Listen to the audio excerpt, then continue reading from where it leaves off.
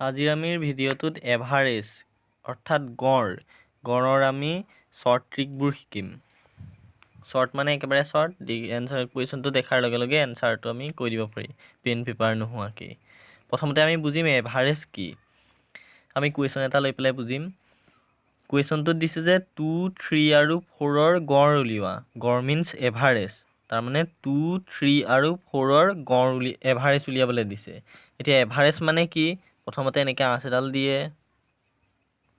এতিয়া আমাক যি দিয়া থাকিব 2, 3, 4 দিয়া আছে, যিকেইটা সংখ্যা আমাক দিয়া থাকিব গোটেইকেইটা যোগ কৰে +4, গোটেইকেইটা যোগ কৰিব লাগিব। আৰু ইয়াত কেইটা সংখ্যা আছে? 1, 2, 3টা, গতিকে 3ৰে আমি হৰণ কৰি দিলেই পাই যাম আমি এভাৰেজ।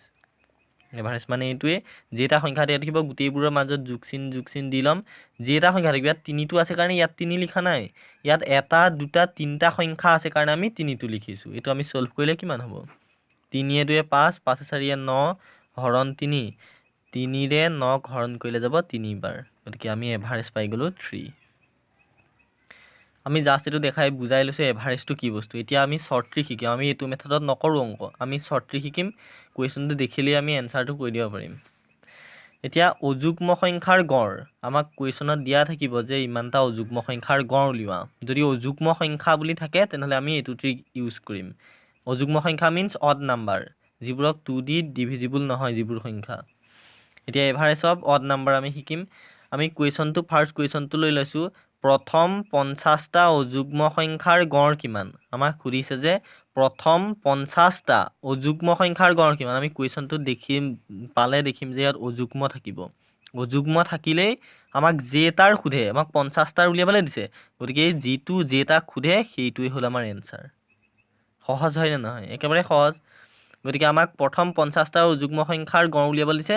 এই অযুগ্ম বুলি থাকিলেই আমি যিমানটা সোধে সেইটো এনচাৰ লিখি দিলে হ'ল। গতিকে 50টা আছে, আমি এতিয়া এনচাৰ আমাৰ অপশ্যনত 50 বিচাৰিম। ক'ত আছে? Option চিটো correct.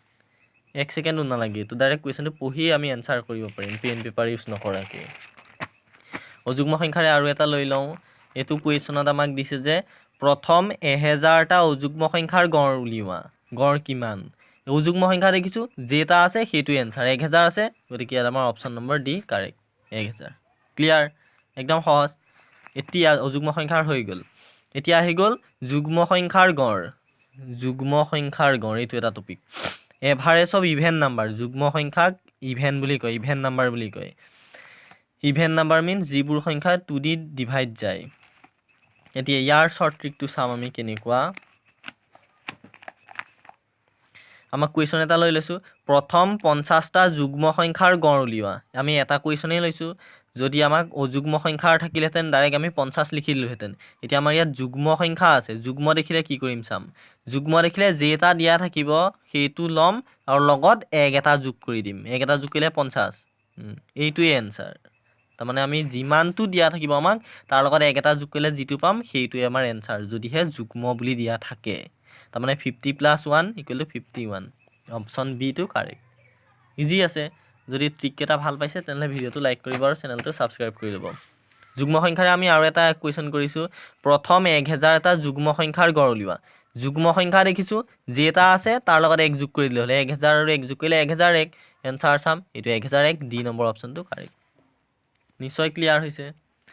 এতিয়া যুগ্ম আৰু অযুগ্ম থাকিলে একেবাৰে সহজ। যদি আমাক এতিয়া দিয়ে স্বাভাৱিক সংখ্যাৰ গড়, স্বাভাৱিক সংখ্যা means natural number, average of natural number আমি চাম কেনেকৈ কৰে। প্ৰথম কুৱেশ্যন এটা লৈ লৈছোঁ, প্ৰথম 101টা স্বাভাৱিক সংখ্যাৰ গড় উলিওৱা। এইটো যুগ্মও নহয় অযুগ্মও নহয়, তাৰমানে যুগ্ম অযুগ্ম যিবোৰ চব সংখ্যা থকাটোক স্বাভাৱিক সংখ্যা বুলি কয়। গতিকে আমি স্বাভাৱিক সংখ্যাৰ আমি গড়টো আমি কেনেকৈ উলিয়াম চাম। এতিয়া আমি ফাৰ্ষ্ট এনেকৈ আঁচ এডাল দিম। যিটো দিয়া থাকিব আমাক, এইটো 101 দিয়া আছে, 101 লিখি ল'লোঁ। তাৰ লগত সদায় +1 কৰিম। এইটো যিমানেই দিয়া থাকক তাৰ লগত 1 প্লাছ কৰিম আৰু আমি যিটো এনচাৰ পাম তাক 2ৰে হৰণ কৰি দিম, আমাৰ এনচাৰ ওলাই যাব। এইটো ট্ৰিক একেবাৰে সহজ। গতিকে এইখন কেলকুলেশ্যন কৰিলেই হ'ল। 100 + 1 কৰিলে 102 হ'ল, 101 + 1 কৰিলে 102 হৰণ 2। এইটোক কাটাকাটি কৰিলে 102ক 2 দি কটাকটি কৰিলে 51 বাৰ। তাৰমানে আমাৰ অপশ্যন নম্বৰ চি, এইটো ভুল হৈ আছিলে, এইটো 2 হৈ আছিলে, এইটো 1 হ'ব। Option চিটো correct. ট্ৰিকটো নিশ্চয় বুজি পালে। যদি স্বাভাৱিক সংখ্যা দিয়া থাকে, যিটো সংখ্যা থাকিব তাৰ লগত 1 যোগ কৰি পেলাই যিটো সংখ্যা পাম তাক 2ৰে হৰণ কৰি দিলেই আমি এনচাৰটো পাই যাম। এইটো কাৰণে আমি আৰু এটা কৰিছোঁ, আৰু এটা আমি কুৱেশ্যন লৈ লৈছোঁ। আমাক এইটো দিছে যে প্ৰথম 11টা স্বাভাৱিক সংখ্যাৰ গড় উলিওৱা। প্ৰথম 11টা আমাক কৈ দিছে যে 11টা স্বাভাৱিক সংখ্যাৰ গড় উলিওৱা। এইটো আমি কেনেকৈ কৰিম? 11টা সংখ্যাৰ আমি উলিয়াব দিছে, প্ৰথম স্বাভাৱিক সংখ্যাৰ বুলি দিছে, গতিকে স্বাভাৱিক সংখ্যাৰ আমি এই ট্ৰিকটো ইউজ কৰিম। স্বাভাৱিক সংখ্যা থাকিলে যিটো দিয়া থাকিব তাৰ লগত 1 যোগ কৰিম আৰু যিটো পাম 2ৰে হৰণ কৰিম। তাৰমানে এইটো 11 যোগ 1 কৰিলে পালোঁ 12 হৰণ 2, 12ক 2ৰে যায় 6 বাৰ, তাৰমানে এনচাৰ হৈ গ'ল আমাৰ 6। এনচাৰত 6 আছেনে? এইটোৱে অপশ্যন এইটো হৈ গ'ল কাৰেক্ট। নিশ্চয় বুজি পালে।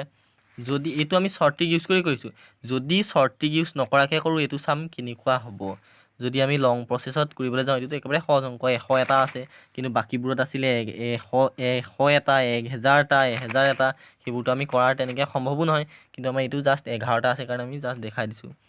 এনেই যদি প্ৰেক্টিকেলি কৰিবলৈ যোৱা হয় এনেকৈ কৰিব লাগিব, 3 + 4 + 6 + 7 + 8 + 9 + 10 + 11, এই গোটেইবোৰক 11ৰে হৰণ কৰিব লাগিব, তেতিয়া আমি গড়টো উলিয়াব পাৰিম। এই গোটেইবোৰ যোগ কৰিব লাগিব, যোগ কৰিলে কিবা এটা পাম, তাক 11ৰে হৰণ কৰিলে 6 হ'ব। এইটো কেলকুলেটৰ মাৰি চাব পাৰে। গতিকে এইবোৰ নকৰাকৈ আমি ইমান ধুনীয়াকৈ শ্বৰ্ট ট্ৰিকত 1 লাইনতে আমি উত্তৰ উলিয়াই দিব পাৰোঁ।